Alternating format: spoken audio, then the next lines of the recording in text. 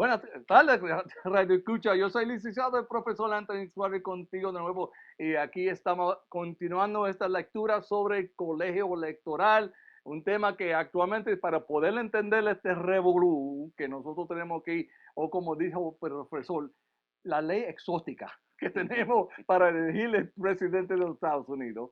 Va a tener que empezar esta lectura con la primera hora de la semana pasada para poder continuar. Y obviamente estamos tratando de enseñarte no solamente cómo es la ley, y es una cuestión seria, pero también entender que tú sabes, la historia y la verdad es más curioso que ficticio. Cualquier novela que usted va a ver ahí en Telemundo, lo que sea, no va a ser tan interesante con la realidad que hemos tenido en este De país. acuerdo. Y una de las elecciones, uno de los problemas que hemos tenido, mencionando, continuando con el tema de problemas que hemos tenido en elecciones pasadas, fue bien interesante la elección 1876, donde encontramos la misma situación que actualmente el cambio y lo chanchú, es la palabra que creo que se usa, lo No chanchú, palabra técnica, ¿verdad?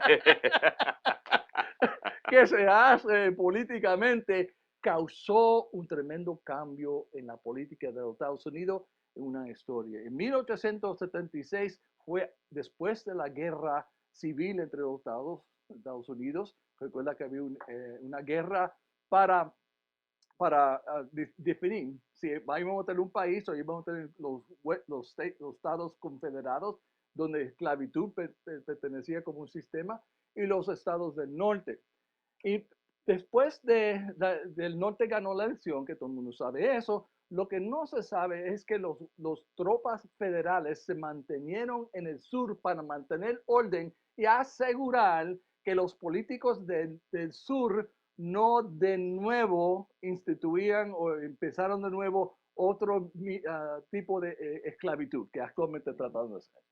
Pero entonces llegó la elección en 1876, donde había un empate. ¿Pueden hablar un poquito de esa elección y qué pasó? Bueno, yo entiendo de la elección de 1876 si no mal me recuerdo, ¿verdad? La disputa, el problema es que no todos los estados sureños todavía eran parte de la nación. Right. Y entonces eso crea una gran confusión, ¿verdad? De cuáles estados, y dicho sea de paso, ¿verdad? La entrada o la vuelta a la Unión dependía si el Estado sureño ratificaba la enmienda número 14, que es una de las enmiendas importantes de la Constitución, la cual protege la igualdad y otros derechos fundamentales. Y entonces, simplemente debido a la presencia de los estados sureños en aquel entonces, todavía había, vamos a decirlo así, la revancha entre el norte, los estados sureños y los nuevos estados, ya como California en el oeste. Y dado la matemática política de aquel entonces, ¿verdad? Ningún candidato obtuvo La mayoría. la mayoría necesaria de votos de colegio electoral. Entonces, lo que sucedió, el candidato republicano hizo un acuerdo con los electores del estado del sur. Y voten por mí por presidente en vez de su propio candidato del Partido Demócrata. Y en cambio, yo saco las tropas federales Sí. que están ahora viviendo y vigilando los estados del sur. Y eso precisamente ocurrió. Votaron por Rutherford B. Haynes, que era republicano. Él continuó con su promesa, sacó las tropas federales Sí, de los cambio. estados del sur que estaban manejando o vamos controlando los estados que actualmente en esa época, después de la guerra civil y hasta 1876, los primeros afroamericanos que eran republicanos ganaron la elección para el Congreso. Pero Efectivamente. después de 1876, cuando del sur y los demócratas del sur tomaron control de su estado nuevo, Sí. empezó una época bien fea en los Estados Unidos, que no se culminó hasta 1960 con la guerra del Civil Rights, Civil Rights Movement. Y imagínate como una decisión política así puede literalmente llevar en una guerra fría entre la gente, porque eso es lo que sucedió. Él ganó su elección, Rutherford Haynes, pero soltó el diablo Sí. en el país. Fue lo que llaman el pacto faustiano, ¿verdad? Que a cambio de la presidencia a cumplir su promesa de retirar las tropas federales, pues entonces entra ya vigente el racismo estatal de los estados sureños. Y lo importante de esa elección también es, acuérdese, sin ese pacto y el cambio de voto de los electores debido al pacto, ¿verdad? Rutherford Hayes no gana la elección. Right. Y eso es, pues, ¿verdad? Uno cuestiona entonces la legitimidad del resultado. Y hablando de eso, precisamente donde va a llevar qué es legítimo, qué no es legítimo. Hemos tenido unas cuantas veces que actualmente Trump no fue la primera persona que ha ganado su elección. Actualmente hemos tenido 5, ¿no? Cinco presidentes que no obtuvieron el voto mayoritario en cuanto al voto popular. Right. So, no es algo nuevo, ha ocurrido, pero yo creo que más ahora que nunca es posible, que porque estoy viviendo en esta época, que lo siento de esa manera. Pero obviamente, tú sabes, la gente está reclamando un cambio. Pero actualmente leí un artículo hoy mismo en New York Times donde hablan que supuestamente hay más de 800 veces que han tratado de cambiar el proceso electoral y no lo han hecho, que no han podido llegar a un acuerdo porque los estados pequeños tienen un interés en mantenerlo así, porque si no se van a hundir, no van a tener ningún voz. Y los estados grandes quisieran cambiarlo, pero también hay sospecha de añadir eso, porque Puerto Rico tendrá un gran problema de entrar a los Estados Unidos, porque ¿quién va a ceder el poder? Y eso es el problema que tenemos. Ahora, vamos a hablar de lo que estamos. ¿Cuánto tiempo nos queda aquí, producto, porque quiero ahora entrar en una conversación que va a ser interesante? Quiero que me ponga en la pantalla Electoral Maps, donde dice no hay mayoría y donde los demócratas ganan por muy poco. Okay, vamos a examinar esto, profesor, quiero ponerte enfrente de ti, porque si actúan uno hace las matemáticas, es posible que se empata. Se puede empatar la elección. O la otra gráfica que tú vas a ver, donde los demócratas pueden ganar por 278 votos, que dice gana. Y supuestamente se termina ahora, se termina el argumento, él ganó con 278. Pero, ¿qué pasa si uno puede, ¿cómo se dice? Ponerle una demanda en la corte para retar los resultados de un estado? Por ejemplo, el estado de Pennsylvania, que tiene 20 y pico votos, ¿verdad? Entonces, si usted puede retar el voto de Pennsylvania, dice, esto es fraude, no pueden contarlo.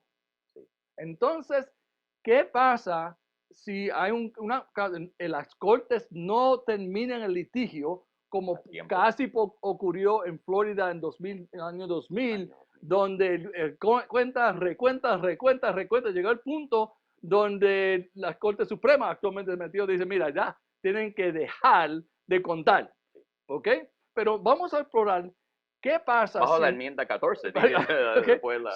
Vamos a hablar qué pasa. Bueno, primero antes que llegamos, ¿qué pasa si... ¿Cómo se puede retar? ¿Cómo se puede retar un voto y no dejar que el Estado certifica los resultados? Esto es una buenísima pregunta y dicho sea de paso, es la importancia de este show, del tema de este show, porque realmente hay una alta probabilidad debido a las votaciones por correo y a muchas controversias realmente legítimas, en mi opinión, que se podría llegar a cuestionar el resultado de alguno de los 50 estados, ¿verdad? Lo cual en una elección, ¿verdad? Bien reñida, puede ser posible de que, ningún candidato entonces obtiene los votos necesarios, los 270 votos. Y para contestar la pregunta, el Tribunal Supremo, ¿verdad? Ha creado esta doctrina que Tony pues, sabe hasta mejor que yo, la doctrina de legitimación activa, conocido en inglés como standing, ¿verdad? Y aquí es la controversia, ¿verdad? Si un ciudadano o si tiene que ser el propio candidato, ¿verdad? ¿Quién tiene la legitimación activa para traer a un tribunal, ¿verdad? Un reto legal al resultado, ¿verdad? Del Estado. Y entonces, por lo general, ¿verdad?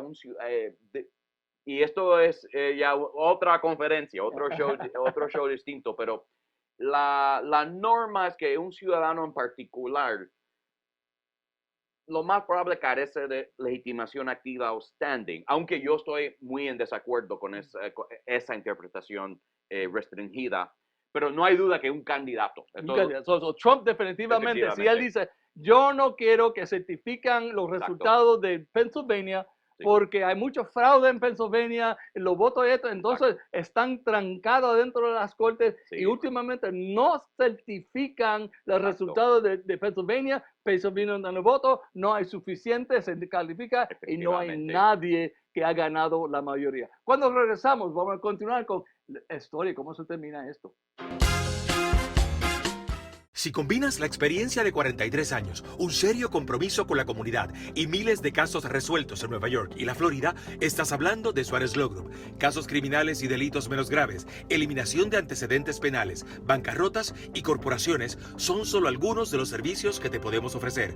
Comunícate con nosotros al 407-841-7373 o visita nuestro sitio web suarezcti.com. Somos Suárez Law Group, más de 40 años protegiendo a nuestra comunidad.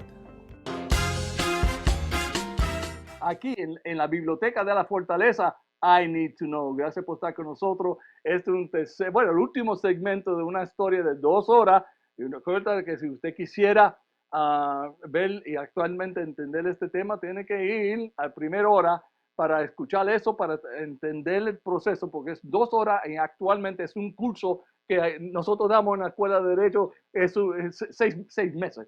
Estamos comprometiendo el compromiso en muy poco tiempo. Por favor, si quiere entenderlo, vaya la semana pasada para escuchar, entonces para continuar con este tema. Y no se olviden que la próxima semana vamos a hablar de la Corte Suprema, vamos a hablar del proceso de cómo seleccionar un juez y qué es un juez conservador, qué es un juez progresista, qué es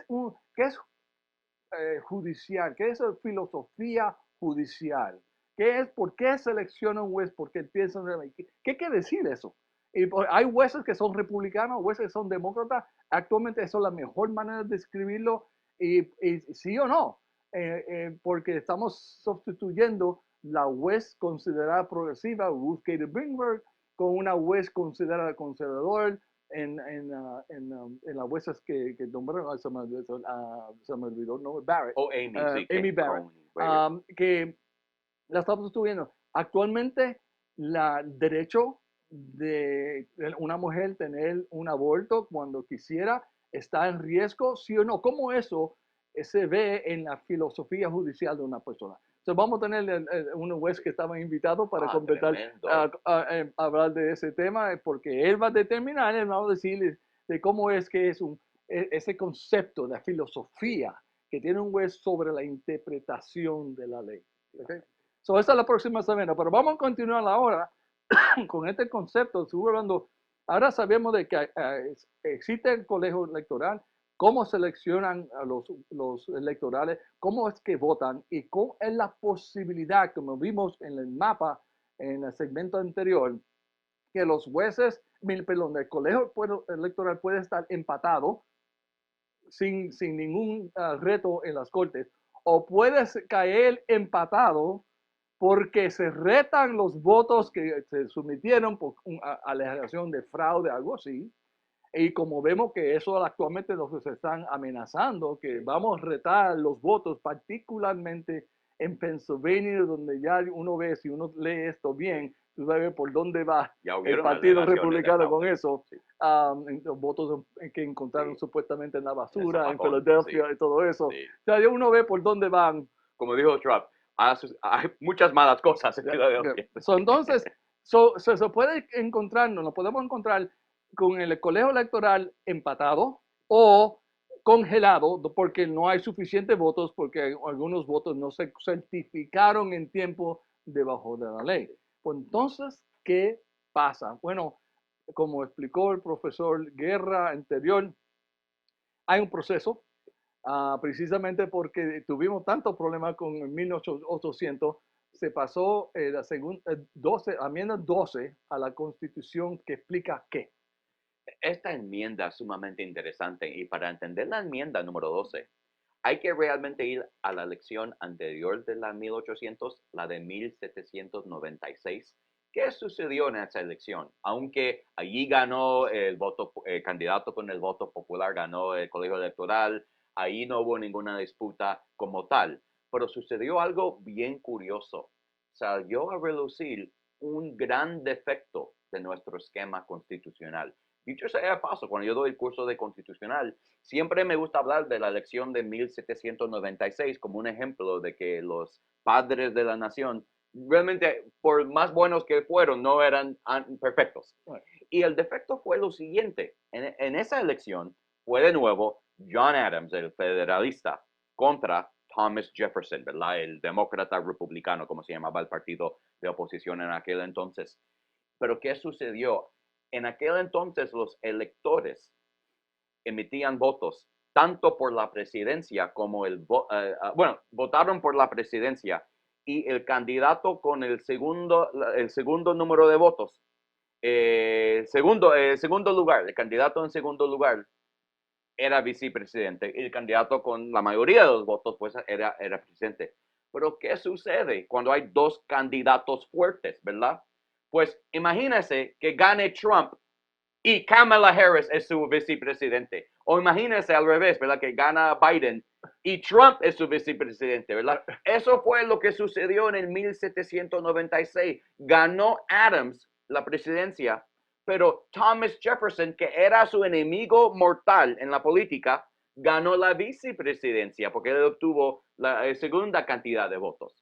Entonces, para evitar que eso sucediera en el futuro, porque imagínense, dos enemigos políticos compartiendo la Casa Blanca, ¿verdad? ¿Cómo puede haber estabilidad política con esa situación? ¿verdad? Con esa situación? Uno no se puede imaginar, aunque para mí sería interesante, ¿verdad? Un Trump-Biden administración o viceversa, pero realmente, ¿verdad? Una locura, es una locura. Entonces, para evitar que esa locura volviera a suceder y dicho sea de paso, por eso la elección de 1800 llegó a la Cámara, porque Jefferson y Adams obtuvieron la misma cantidad de votos electorales y por tanto ninguno obtuvo la mayoría.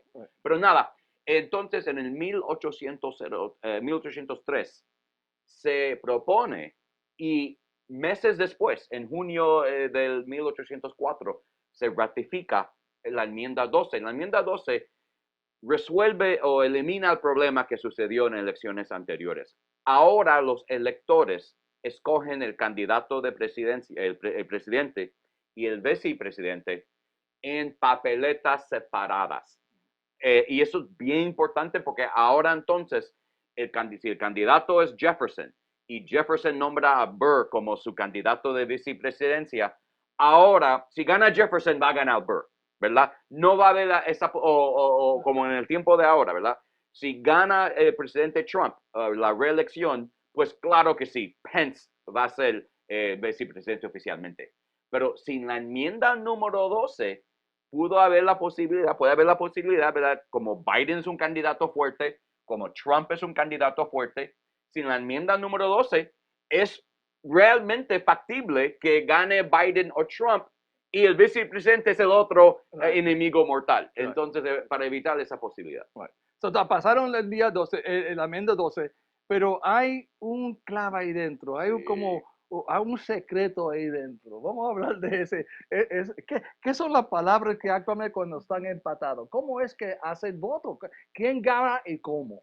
Sí, y aquí es, estamos hablando de la cámara, La ¿verdad? Cámara, o sea, Y esto yo te voy a decir. porque ya salimos, sí. ¿está empatado o Sí, no podemos sí, llegar a una sí. conclusión en el colegio electoral? Entonces la enmienda número 12, ¿verdad? Resuelve un problema, pero crea un problema nuevo. Y el problema nuevo es que en caso de que ningún candidato obtiene la mayoría de votos electorales o debido a un disputa, pleito legal, ¿verdad? Ningún candidato obtiene la mayoría, pues entonces se faculta a la Cámara de Representantes a decidir una elección disputada. Dicho sea de paso, en mi primera publicación como catedrático, yo critiqué fuertemente, yo fui el único en criticar fuertemente al Tribunal Supremo en Bush versus Gore. Muchos criticaron Bush versus Gore, pero yo lo critiqué por una razón distinta.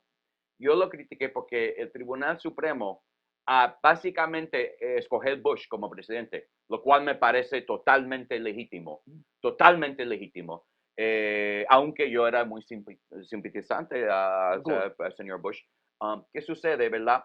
No permitió que la Cámara no permitió que el artículo 2, enmendado por la enmienda número 12, no permitió que la Constitución funcione, no permitió que la Cámara escogiera entonces el presidente bajo la enmienda número 12, que es lo que se supone. Si hay una disputa y sea por fraude o sea por defectos de la maquinaria de votación, se supone que sea la Cámara bajo la enmienda número 12. Que va a ser la decisión, la Cámara de Representantes. Pero el problema es que la Cámara de Representantes no vota por los 435 que están ahí y con los senadores que están ahí. No. Lo hacen por estado. ¿Qué decir? El estado se tiene que reunir, las legislaturas del estado. Entonces van a votar por... Cada estado tiene un voto. Es decir, que California tiene un voto, Wyoming tiene un voto, Rhode Island tiene un voto, New York tiene un voto y Florida un voto. Y el efecto práctico de todo esto, porque para entonces ganar la presidencia, en caso de que, ¿verdad?, hay disputa y entonces y suponiendo que el Supremo realmente no vuelva a elegir el presidente por, yo creo que es una usurpación de la Constitución, pero se supone que entonces, ¿verdad?, el candidato que gane necesita la delegación de 26 estados, porque hay 50, ¿verdad?, 26 estados para ganar la presidencia. Entonces, es posible que los 26 estados más pequeños, que yo hice la cálcula, yo hice el cálculo, que solamente representa el 17% de la población del país, es posible que, ¿verdad?, que los 26 estados más pequeños pudiera elegir el próximo presidente en caso de una disputa electoral. Y sabemos otra cosa, que de los 50 legislaturas de los Estados Unidos, los 50 estados, los republicanos controlan 26, los demócratas controlan 22, y los otros 4 son independientes. So, quiere decir que actualmente los republicanos, si llega al punto que actualmente se va a nulificar el colegio electoral y el voto popular, y se llega debajo de las 12 enmiendas de la Constitución, llega al voto del Congreso, los republicanos controlan suficientes legislaturas estatales para ganar la elección 26-24. Ahí estamos, hermano. Eso es una elección que nos hemos dado 2 horas, pero actualmente de 6 meses de lectura si uno lo toma en la Escuela de Derecho. Quiero darle las gracias, profesor, gracias por estar conmigo otra vez, brindarle de siempre.